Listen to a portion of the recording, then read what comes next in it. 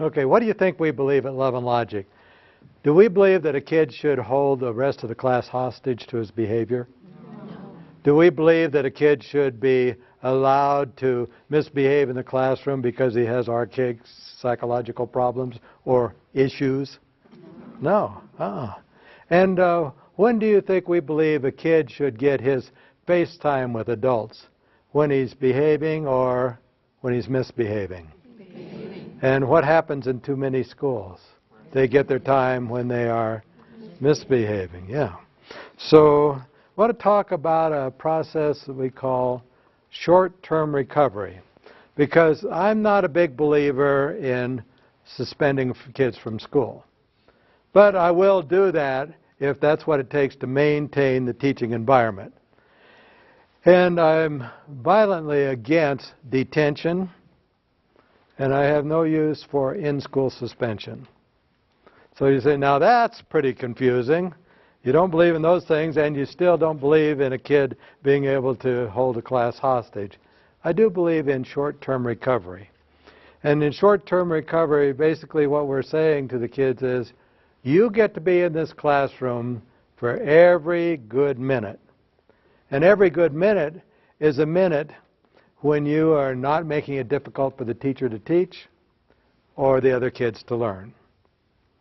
And during the bad minutes, you're welcome to be in recovery, getting yourself back together so that you don't waste too much time and you can be back here, because we don't want you in recovery for any good minutes. We want you always in the classroom for good minutes. Now, what does that say about a kid sitting here? He's in the class, but he's not bothering anybody, but he's not doing his assignment. How many kids do you know who have ended up in school suspension? How many kids have ended up there because they didn't bring their materials? And the only possible way a kid could ever learn in a classroom is if they're writing an assignment, right or wrong. I didn't hear you. Wrong, yeah.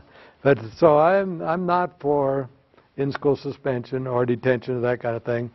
But what is short-term recovery? I learned it from a substitute teacher. I was a principal in the school, and here she came down in the front door, down the hall. She's dragging a big beach umbrella. I said, what are you bringing that into the school for? She says, portable recovery area. I followed her down to the classroom. What she did was she opened it up, put it on the floor, and put a chair behind it. And I noticed when a kid would start to act up a little bit, she'd wander over toward that kid, and what would you guess, with a smile or a frown? Smile. Yelling or whispering? Whispering. And say, can you get it together? Or do you need a little trip to the beach? What do you think? And then she would joke with him, do you really need to go all the way to the beach, or do you think a little visit with a travel agent would be enough? Basically saying, get yourself together. Give yourself a good talking to. Well, she now had one recovery area, a place where she could send a kid where he had no visual contact with the rest of the class, but he could actually hear what was going on. I also noticed that she stopped in room 101 and said to Mrs. Hanson, do you have a chair, an extra chair you could put just inside your door that could be kind of an observer's chair? Actually, it's going to be a recovery chair. I'd like to be able to send a kid there just for a short period of time. Now, don't let him be part of the class, and don't let him cause any trouble. If he even rolls his eyeballs, send him back. But he's going to decide when he's ready to come back. And if you'd like, I'll put one in my chair, so if you need to get a kid out of your classroom for a short time, he can use my recovery chair. And she got a deal with Mrs. Hanson. And then she went to Mr. Philippi in room 103, and she said, do you have an extra chair in your class? And then she went to 109, and then she went to 213 and 206, and she lined up about 6 or 7 of those places where she could send a kid for a short period of time. For how long? Just long enough to, and let's say these words together, get yourself back together. Okay. Not have somebody talk to you, but get yourself back together and then get right back here. So now she had a recovery place in the back of her room. She had some options there. And then she came to the kids. Have you ever seen the kids start to play off each other when the sub is there? Oh, I saw the kid starting to act up. She went over, grinned or frowned, yelled or whispered.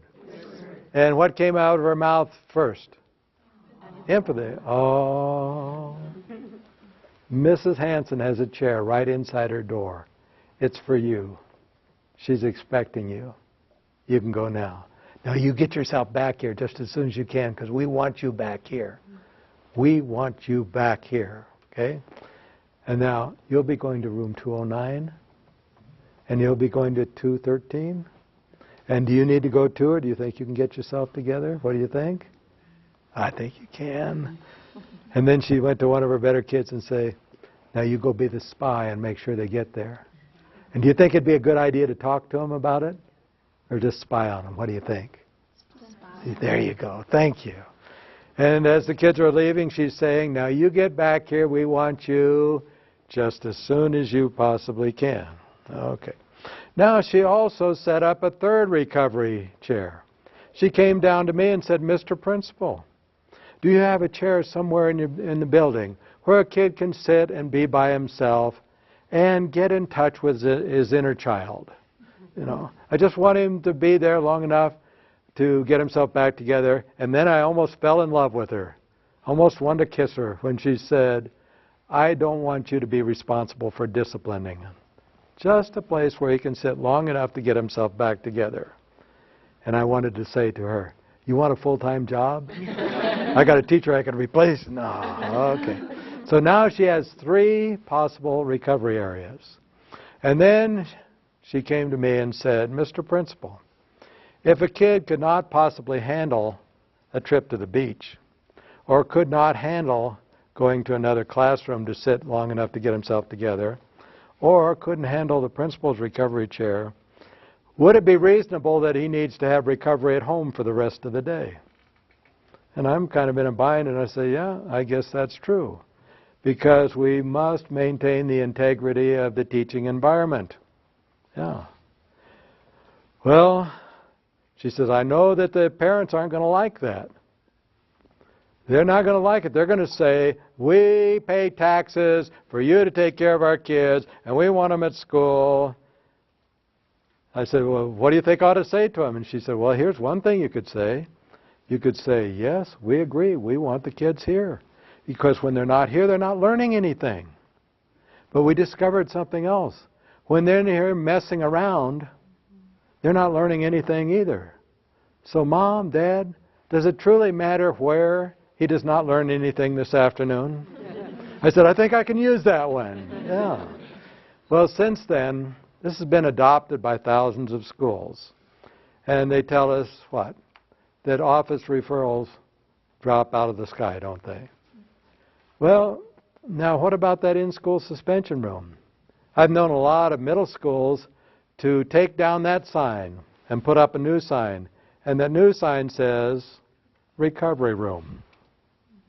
And what do you do when you're at the recovery room? Do you do your assignments? No. Does somebody talk to you and get you calmed down? What do you do while you're there? Recover. Get yourself back together. Very nice. Get yourself back together. So they're finding now, they used to have to man that room with somebody who now is only there in the room providing an adult presence, maybe doing a lot of clerical work and different kind of things. And what do they say to the kids when they come into the recovery room? Get yourself straightened out? Or, well, that's sad. I'm sure you'll know when to go back. Now, when the kid comes back from recovery, how should that be treated? Would it be best we let them meld back into the class?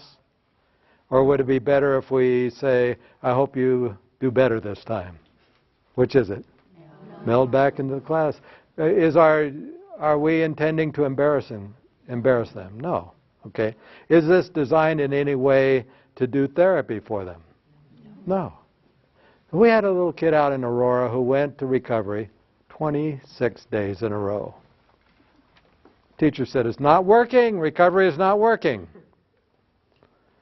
So I had to ask, well, can you teach while he's gone? Yes. Can the other kids learn while he's gone? Yes. It's working.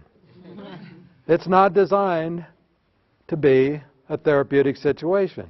It's designed to maintain the teaching environment.